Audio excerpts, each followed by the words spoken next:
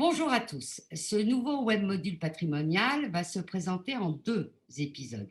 L'histoire du parc et des jardins d'Azelferron dans le Berry est si dense et si fournie en documents iconographiques qu'il nous a semblé préférable de monter deux parties successives. Nous serons guidés par Véronique Moreau, conservateur en chef honoraire du patrimoine, responsable scientifique des collections du château pendant plus de 20 ans et qui affectionne tout particulièrement ce domaine.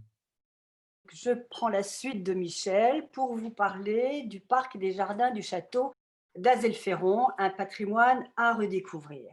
Alors, avant même de commencer, en préambule, je voudrais dire que le domaine d'Azelferron appartient désormais à la ville de Tours depuis 1951, dans des circonstances que j'aurai l'occasion de rappeler. Et je voudrais préciser aussi que si j'ai été conservateur du château et des collections pendant environ une trentaine d'années, au cours desquels j'avais commencé à travailler sur l'histoire du parc et des jardins. En 2009-2010, un groupe de 4 étudiants de l'École nationale supérieure d'architecture de Versailles ont effectué, dans le cadre de leur master 2, un important travail sur l'histoire du parc et des jardins. Et dans ce groupe de travail, il y avait Michel Quentin, qui maintenant connaît encore mieux que moi, probablement, l'histoire des lieux. Et ce qu'il faut dire aussi, ce qu'il faut préciser, c'est qu'évidemment, ce travail doit beaucoup à cette équipe d'étudiants et à leurs trouvailles. Donc, nous avons fait le PowerPoint ensemble, Michel et moi. Et parce que la grande chance d'Azelferron, c'est d'avoir conservé au cours des générations, et tous les propriétaires successifs ont tenu à garder précieusement dans leurs archives l'ensemble des documents des périodes précédentes. Et donc, on se trouve, quand on travaille sur Azé, à la tête d'une masse d'iconographie, d'archives tout à fait exceptionnelle, ce qui a permis évidemment de clarifier l'histoire de cet endroit. Alors, avant de commencer, d'entrer vraiment dans le vif du sujet, il faut préciser, bien entendu, l'évolution de l'architecture et de la construction du château, puisque différentes familles se sont succédées à partir du XVe siècle et qui ont toutes laissé une trace. Alors, je ne vais pas entrer trop dans le détail, on va faire ça d'une manière un peu rapide, mais il faut dire qu'au XVe siècle, la famille propriétaire est la famille Frottier qui va construire la tour d'angle que vous avez ici, qui est donc un reste de l'architecture du XVe. Ensuite, au XVIe, on trouve les Crevant, qui vont construire ce pavillon ici, qu'on appelle aussi pavillon François Ier. Ensuite, au XVIIe siècle, les Crevant-Dumière, qui vont relier les deux parties du château par ce pavillon XVIIe, qui est construit en même temps que l'aile Singer qui est ici. Et au XVIIIe siècle, les Tonnelés de Breteuil, puis les Galifet, qui construisent le pavillon XVIIIe ici, à l'est, puisque j'ai oublié de vous mentionner que le château était orienté nord-sud, est-ouest, et évidemment, ces quatre orientations sont tout à fait décisives pour le dessin du parc. À la Révolution, divers propriétaires se succèdent à Azé pour des périodes assez brèves à chaque fois. Ce qu'il faut retenir, c'est deux dates importantes. C'est 1796, l'achat par Gabriel Ouvrard de la terre d'Azé et de Preuilly, puisque les deux domaines étaient jumelés, enfin appartenaient à la même personne. Gabriel Ouvrard, c'est un personnage de roman, on pourrait en parler pendant des heures. C'est un banquier, spéculateur sous la Révolution, puis sous le Directoire, il s'est enrichi considérablement dans le commerce colonial et la fourniture militaire, et il a été associé à Grégoire Michel, dont on parlera par la suite. Et il faut rappeler que Gabriel Ouvrard a été propriétaire de Villandry, d'Azel-Rideau, de Marly, du Clos Vougeot, du Rincy, de 1796 et 1806, et il était très lié à Cambacérès, comme le sera également Grégoire Michel, qui est son associé dans les affaires bancaires.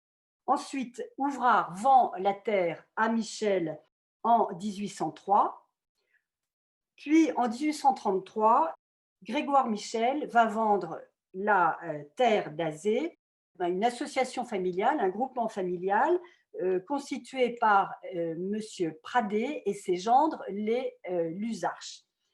Jusqu'à sa mort en 1852, Michel va toucher une rente viagère et c'est en 1852 que les Lusarches entrent en pleine possession, en pleine propriété de la terre d'Azé.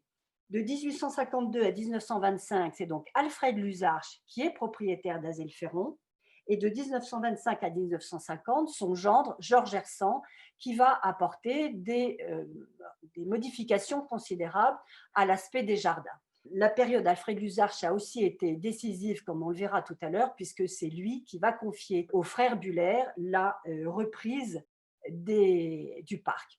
Alors, il faut préciser que le parc et les jardins couvrent une surface de 17 hectares intramuros.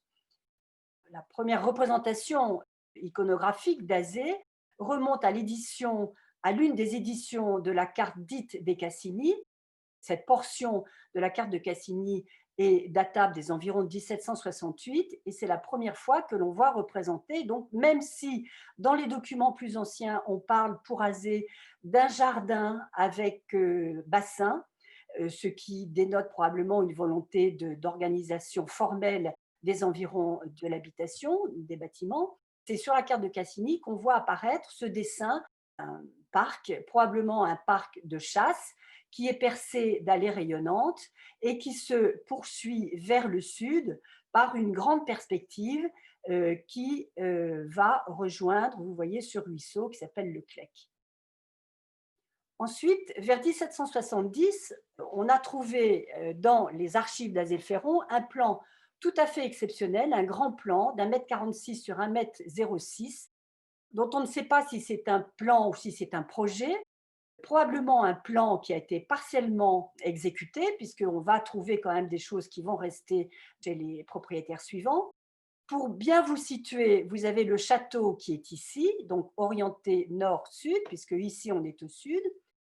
Le château, avec la tour Frottier, le pavillon 17e, le pavillon 16e et le pavillon 18e Breteuil. Ici, vous avez l'aile Saint-Gé et vous remarquez que cet grand emplacement qui se développe au sud devant la façade du château est fermé d'une part par une balustrade qui est ici au sud et par une autre petite clôture dont on ne connaît pas exactement la physionomie, soit une grille, soit, mais certainement pas un mur plein, et à l'est, fermé par un double alignement.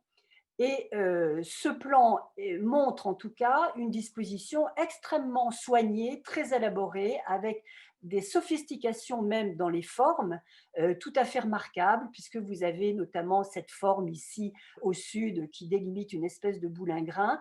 Et puis ensuite, probablement qu'on retrouve l'esprit du parc de chasse, avec à l'est des dispositifs très très soignés, très compliqués, et puis à l'ouest, au contraire, un grand espace de potager, pépinière, et on sait qu'il y avait également de la vigne. Alors, on va voir les détails du plan. Je vous rappelle que le château est ici, donc vous voyez que tout ça est dessiné avec énormément de soin et de précision. Ici, c'est le détail du jardin régulier, du jardin formel qui se développe à l'est du château, avec ce qui est tout à fait remarquable, ce labyrinthe. Il y a un labyrinthe ici qui est dessiné, plus une allée serpentine qui est tout à fait étonnante, déterminant des chambres, probablement des chambres de verdure. Ici, vous avez aussi une forme circulaire avec des espèces d'alcôves, des chambres aussi qui étaient ouvertes sur cette forme circulaire. Et ici, un autre exemple de ce plan tout à fait extraordinaire, évidemment, qui mériterait un temps de commentaire beaucoup plus long. Ce que je ne vous ai pas fait remarquer, qu'on voit très bien ici, c'est que vous avez un grand axe, une grande perspective qui se développe vers le sud et qui est axée sur la tour 15e, sur la tour Frottier, qui est la partie la plus ancienne du château et qui est demeurée. Et ce qui est remarquable, c'est que ce grand axe, cette grande perspective, va perdurer finalement jusqu'à la fin sous des formes un peu différentes.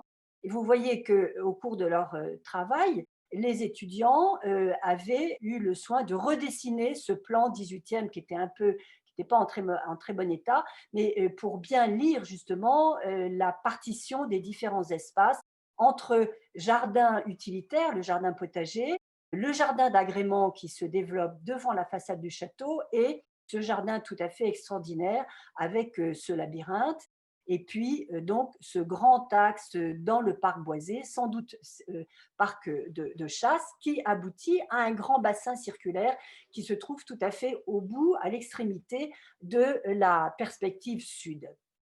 Ici, vous avez une simulation de superposition du plan 18e sur l'état actuel, ce qui permet de voir que finalement, les limites du parc sont restées dans le même volume. L'état actuel, évidemment, c'est ce qui est représenté par la partie vert vif et la partie ancienne sur le plan du 18e, c'est évidemment ce qui apparaît en fond de plan. La lecture est évidemment très intéressante. En 1803, donc, Gabriel Ouvrard vend la terre, la propriété à Grégoire Michel, donc le 2 Germinal en 11. Et ça, c'est aussi une des chances des archives d'Azé d'avoir pu conserver toutes ces strates et tous ces éléments qui donnent vraiment une épaisseur humaine tout à fait particulière à la vie du domaine, puisqu'on on va voir se succéder les différents propriétaires. En 1807, à la demande de Grégoire Michel, un certain Vacant, probablement Jean-François Vacant, dresse ce projet de remaniement du parc. Alors Jean-François Vacant, c'est un personnage sur lequel on n'a pas énormément de renseignements, sauf qu'on sait qu'il est né en 1743, qu'il a été inspecteur architecte des bâtiments du roi, puis sous-inspecteur des bâtiments de la République à Compiègne notamment. Et c'est à lui qu'on doit le premier relevé du parc de Compiègne. Et ce projet Vacant est absolument extraordinaire. Il mesure 1,10 m sur 67 et on montre évidemment, vous voyez ici, donc vous retrouvez le château avec sa cour dite cour verte, c'est-à-dire fermée par une balustrade au sud et au nord par une autre clôture d'une nature qui n'est pas vraiment précisée. Et ici, l'aile Singer, le pavillon Singer. Singer, C-I-N-G-E, parce que Singer était une des terres qui avait appartenu aux Humières.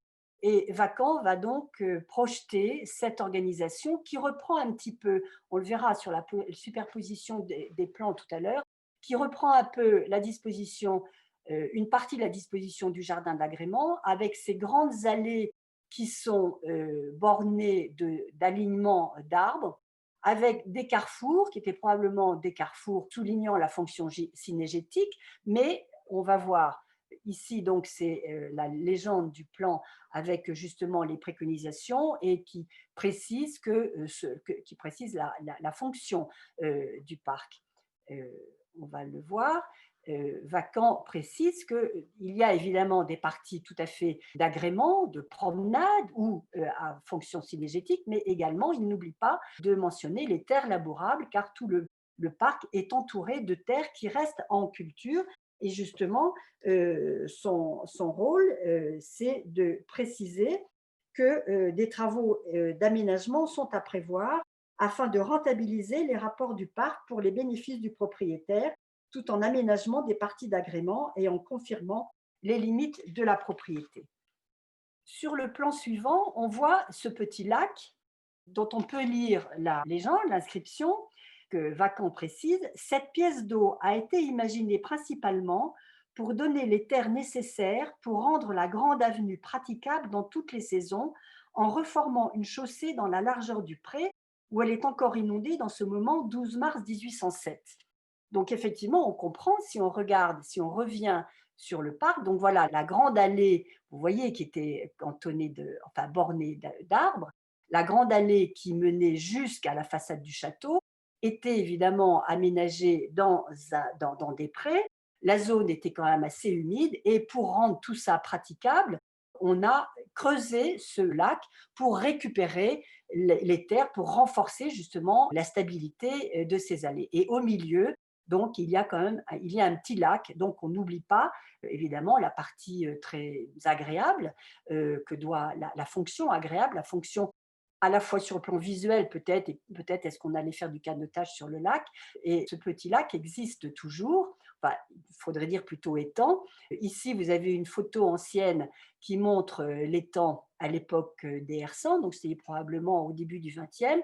Et puis ici à droite, l'étang tel qu'il est aujourd'hui, malheureusement totalement envahi par une végétation qu'on a beaucoup de mal à éliminer malgré les différentes opérations de faucardage qui ont été exécutées par la ville de Tours à différentes périodes. Alors ici, vous avez un essai de superposition du plan du projet Vacances sur le plan 18e et vous voyez que donc on garde toujours par rapport à la tour Frottier cette grande perspective, ce grand axe. Et c'était donc pour renforcer ce grand axe qu'on a donc pris les terres, qu'on a creusé les temps pour récupérer des terres, pour renforcer justement la stabilité de toutes ces allées qui permettaient d'accéder au parc. Alors là, c'est la superposition du plan vacant sur le plan actuel. Donc, bon, voilà, on retrouve, vous reconnaissez bien les grandes lignes du plan avec le château ici. Bon, là, évidemment, il y a une chose qui a été rajoutée dont je vous parlerai plus tard. Et donc, vous voyez que ce grand axe perdure, même s'il a été légèrement modifié par la suite. Mais vous voyez évidemment que les circulations ont été modifiées, en tout cas pour le pourtour, mais que vous avez toujours ce grand axe nord-sud et le bassin qui est au fond.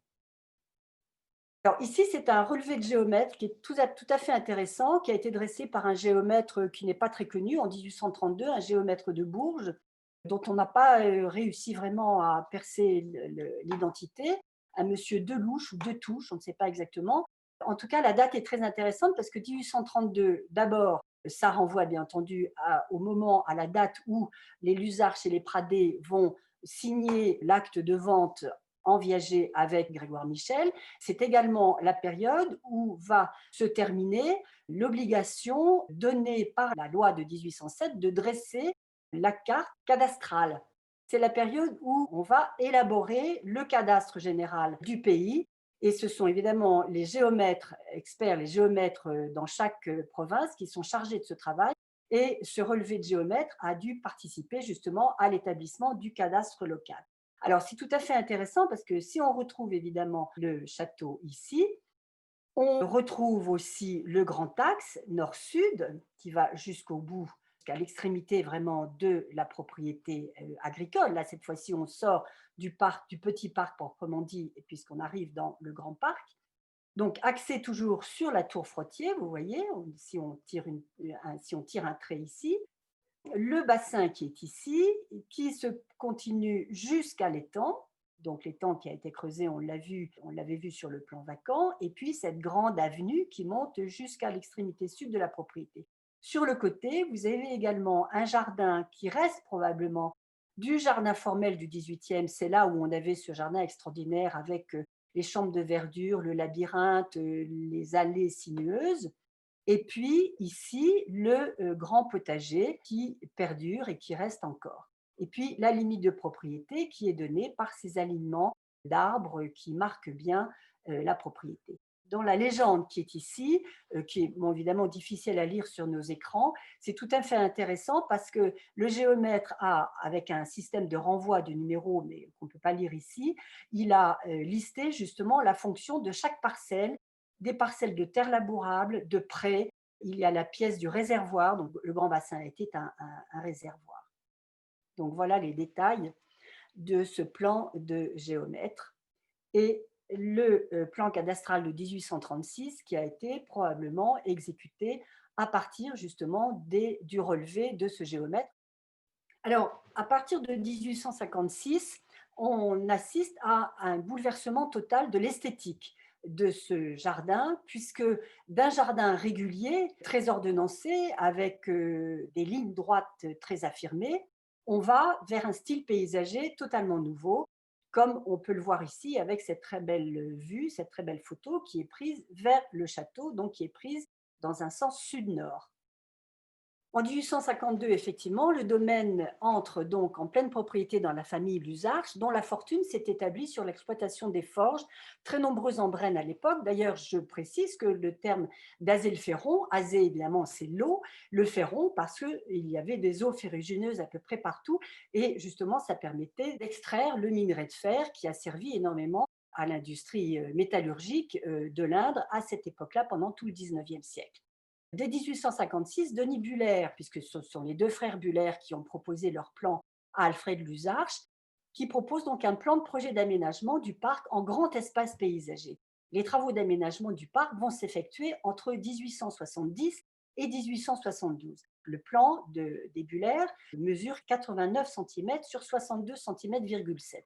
Si on regarde un peu ce plan, justement, il est tout à fait passionnant, il est assez extraordinaire parce que donc, si vous reconnaissez ici donc, l'implantation du château avec l'aile Singer et la ferme, mais surtout ce qu'on remarque, c'est que le grand axe, la grande perspective qui était axée sur la tour Frottier du 15e, il n'existe plus en creux, mais il existe en relief, on peut dire, parce qu'il est scandé par la mise en place de bosquets, d'arbres, qui guident le regard jusqu'au fond, jusqu'au bassin.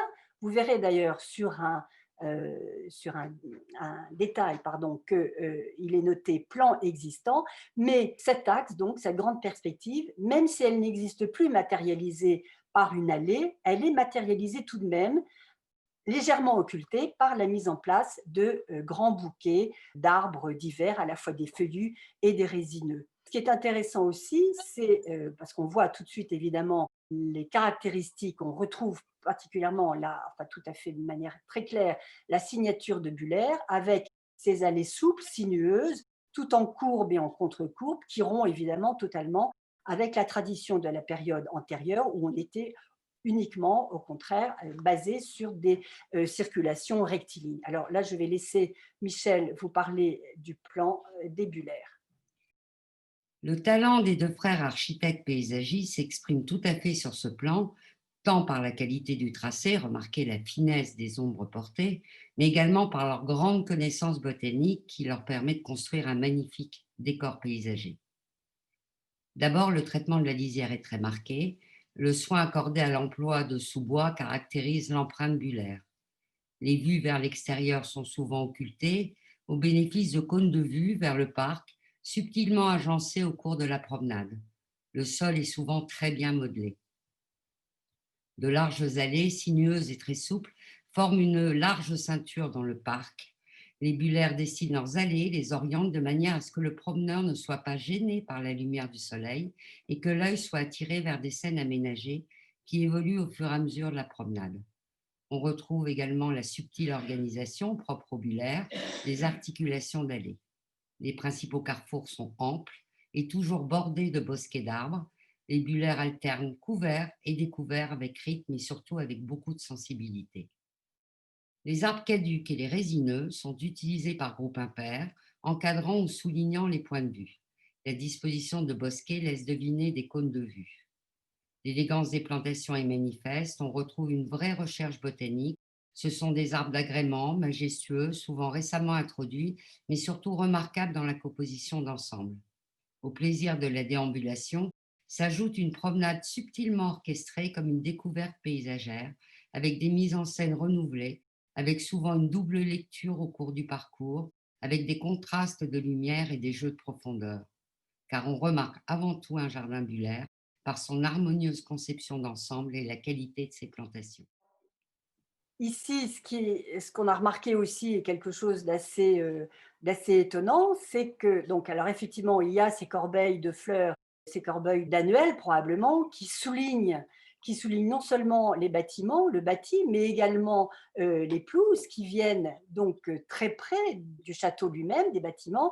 Et puis, vous remarquez ici cette forme étrange qui était probablement un projet de pergola qui permettait aux Lusarches de se tenir à l'endroit le plus agréable du château, puisque là, on est vraiment plein sud, donc à la belle saison, c'était effectivement très, très agréable. Alors, ce qu'il faut remarquer dans les plantations, là, vous avez la signature de Buller avec la date 1856. On voit effectivement donc qu'il garde l'implantation d'un potager, mais il est quand même plus réduit que dans le projet vacant où il était effectivement très, très étendu. Si on reprend, voilà, ici dans les plantations, ce qui est tout à fait remarquable aussi, c'est que Buller alterne les plantations de résineux et de feuillus, et dans les résineux, il met en priorité, évidemment, des essences qui viennent d'être introduites en Europe, notamment les Wellingtonia. Alors, il y en a plusieurs hein, qui sont notés. Wellingtonia, qu'on appelle maintenant Sequoia dendron, et dont les graines importées d'Amérique du Nord ont été cultivées à partir des années 1850. Donc, il est vraiment extrêmement novateur et il suit de très très près les découvertes botaniques de sa période, mais également les pins, dont certaines variétés ont également été introduites à peu près à la même période. Et puis, il alterne avec des variétés beaucoup plus locales, des châtaigniers, des chênes. Alors certains, beaucoup de chênes rouges d'Amérique aussi, qui sont évidemment dans les plants où les graines ont été importées, mais également des érables sycomores. Enfin, il y a vraiment toute la liste en plus. C'est tout à fait passionnant. Et on voit bien justement sur les agrandis, enfin sur les détails, comment il souligne justement les carrefours, les croisements d'allées avec la mise en place de ces énormes, enfin de ces gros massifs très importants de résineux. Le bassin existant tout à fait au sud, et vous voyez qu'il conserve cette forme un peu en arrondi, un angle abattu pour amorcer la suite de la grande perspective vers le fond de la propriété, le fond du parc, et donc le bassin existant. Ici, vous avez la superposition du plan Buller sur le plan vacant, et on voit bien justement ici comment Buller a mis en place les différents bosquets, les différents groupes d'arbres qui soulignent quand même, d'une certaine manière, cette grande perspective qui existe toujours et qui permet, quand on est au fond du parc, au sud, on aperçoit tout de même, à travers les bosquets, on aperçoit quand même la façade du château, elle n'est pas totalement occultée. Donc, de sa part, il y a la volonté de garder ces dispositifs anciens. Là, c'est la superposition de l'état actuel sur le plan Buller. Donc, avec tout ce qui est vert vif, ce sont des implantations beaucoup plus récentes, avec notamment, mais j'aurai l'occasion d'en parler, de les aborder dans la deuxième partie. Buller apporte un soin très poussé à la mise en place de son parc et de ses plantations, et ça va même jusqu'à préconiser, enfin il donne ici un croquis pour définir le profil d'une allée qui doit être légèrement bombée, avec les bordures qui sont figurées de chaque côté. Et il dit donc les bordures doivent être arrondies et se présenter de manière très douce et très progressive par rapport à la circulation.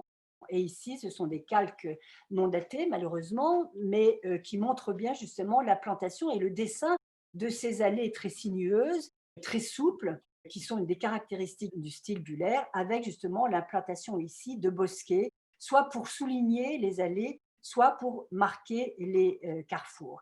Et d'ailleurs, il donne des précisions importantes en disant: Il ne faudra pas planter régulièrement 2 rangs d'arbustes le long des massifs et bois, mais des taches ou groupes de grosseurs différentes.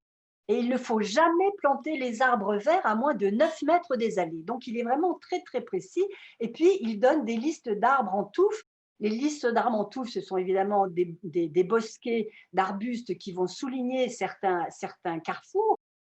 Donc, il y a des courriers de fournisseurs avec des propositions d'arbres. Une note de Buller qui s'adresse aux meilleurs pépiniéristes de l'époque. Le Roi, vous savez que c'est un grand pépiniériste d'Angers. D'ailleurs, je vous signale que sur le site de l'APGRC, il y a une excellente notice biographique de Le Roi où vous trouverez tous les renseignements. Et en ce qui concerne Transon, c'est aussi une pépinière très, très, très importante qui est située à Orléans à l'époque. Il y a même plusieurs pépinières qui chacune a sa spécialité. Et donc, il demande à Transon des châtaigniers de 3 ans, des chênes de 3 ans, des charmes, des bouleaux, des platanes, 500 plants et 1000 pins d'Écosse de 3 ans. Et ça, les 1000 pins d'Écosse, je pense que sont ceux qui ont été implantés à la lisière du parc, à l'extérieur, au-delà de l'étang. Là, vous avez 2 vues anciennes qui sont intéressantes parce qu'on va voir justement la transformation et l'évolution du traitement du pavillon singé, enfin de l'aile singée qui est ici, fermée par le pavillon singé. Et là, vous avez une photo représentant Marthe ou Marguerite Luzard, c'est-à-dire l'une des 2 filles des Luzard, jouant avec les chiots. Évidemment, il y avait un équipage de chasse très important, beaucoup de chiens toujours avec lesquels les enfants ont été élevés.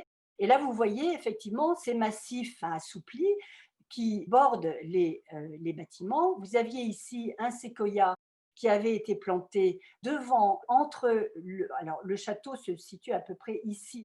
Ce séquoia a été supprimé vers 1925. Et vous voyez ici le château, la façade du château, avec justement, c'est une photo, enfin c'est une vue qui a été prise l'hiver, avec justement les pelouses et les massifs ici qui ne sont pas cultivés, puisque là on est l'hiver, mais vous voyez bien les formes justement affectées qui sont tout à fait souples, tout à fait rondes et qui accompagnaient l'architecture.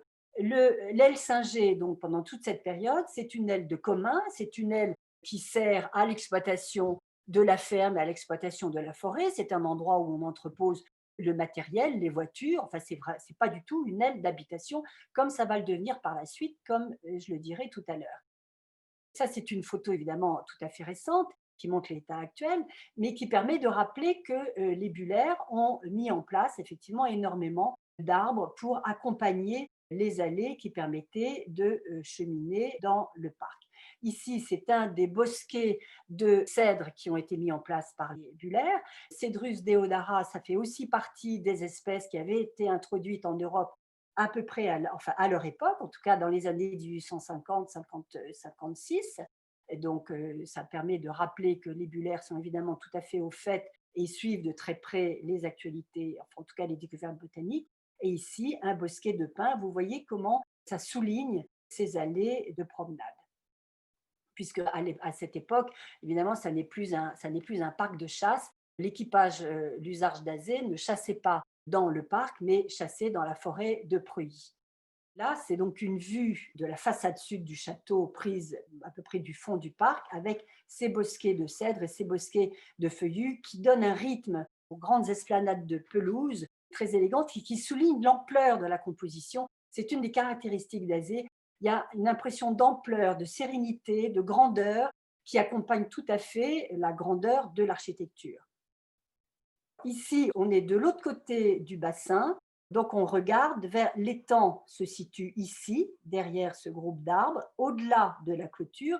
Et là, donc, on a le bout de la grande perspective, c'est la fin de l'axe sud qui va rejoindre la route de Martizé, nouvellement percée au début du 19e.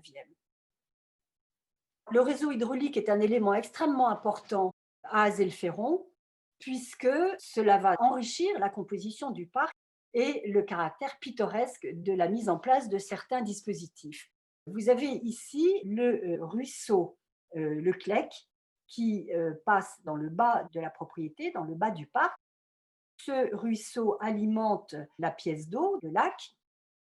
L'eau était pompée par un bélier hydraulique qui se trouve ici, dont je vais parler par la suite, et il y avait un château d'eau dont le trop-plein, alimenté par une rigole en ciment que l'on voit ici, qui traverse tout le parc. Voyez, donc la rigole, elle traverse absolument tout l'espace pour arriver, pour se déverser dans le grand bassin qui fait 1300 mètres carrés, qui est vraiment un ouvrage absolument considérable, qui est en ciment. La rigole est en ciment également. Vous avez ici un détail du dispositif hydraulique composé de plusieurs éléments. Le grand bassin, donc, comme je l'ai dit, qui est ici alimenté par cette rigole en ciment qui traverse tout le parc, tout le côté ouest du parc, et qui forme un cercle de 40 mètres de diamètre et entièrement donc cimenté. Et il est déjà mentionné dès les plans du 18e, comme on l'a vu, à la fois sur le projet vacant et sur le plan un peu plus ancien. Le buffet d'eau et sa cascade qui apparaissaient également sur le plan du 18e, les rigoles, donc, que j'ai signalées, le réservoir qui se trouvait près de l'entrée de Preuilly en haut de la propriété côté ouest, et le bélier hydraulique et la pompe aux abords extérieurs du château installés au 19e, dont je vais parler maintenant. Vous avez le buffet d'eau. Le bassin est ici, vraiment au ras du sol. Il n'est évidemment pas visible quand on se trouve ici en contrebas.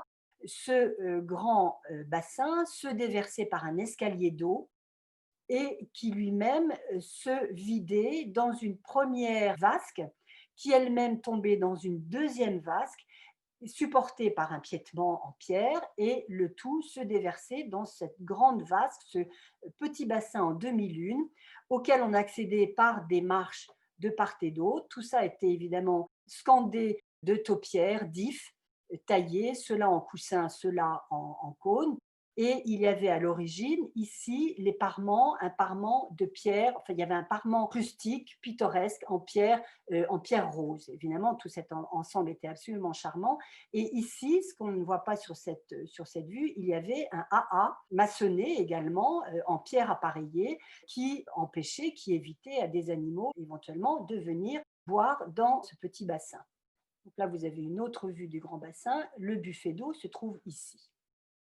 La simple descente gravitaire des eaux du réservoir, le réservoir qui était ici, ne permettait plus d'alimenter le château en eau, donc il a été envisagé d'installer un système beaucoup plus moderne. Et les Luzarches vont se tourner vers l'entreprise Bollé du Mans, qui est à cette époque une entreprise extrêmement importante et pratiquement une des seules en France à faire ce genre de travail. Au départ, les Bollé étaient des fabricants de cloches et ils vont peu à peu se diversifier en se mettant à créer et installer des béliers hydrauliques. Alors, il y a une lettre de Bollé de janvier 1870 qui fait mention d'une visite à Azelferron pour l'étude d'un bélier hydraulique. Et le bélier hydraulique sera installé en 1877. Ici, vous avez donc la coupe de la cloche qui aura été installée. Et ce bélier hydraulique vont permettre d'alimenter non seulement le grand bassin, mais également le château en eau courante. Revoilà à nouveau le buffet d'eau. Cette composition architecturale constitue un intérêt tout à fait majeur et devrait faire l'objet d'une restauration de qualité, puisque malheureusement, tout ceci n'est plus en eau actuellement, ce qu'on peut évidemment déplorer, mais c'est quelque chose de compliqué à remettre en état. En tout cas, ce qu'on peut dire, c'est que les plans historiques attestent la préexistence du buffet d'eau depuis au moins le XVIIIe siècle, et il va être recréé dans les années 20 par Georges Hersan. La dernière vue aérienne du château d'Azé avec son parc absolument magnifique, une très belle vue qui a été prise au soleil couchant. Vous aurez la suite de l'histoire dans l'épisode numéro 2. À bientôt.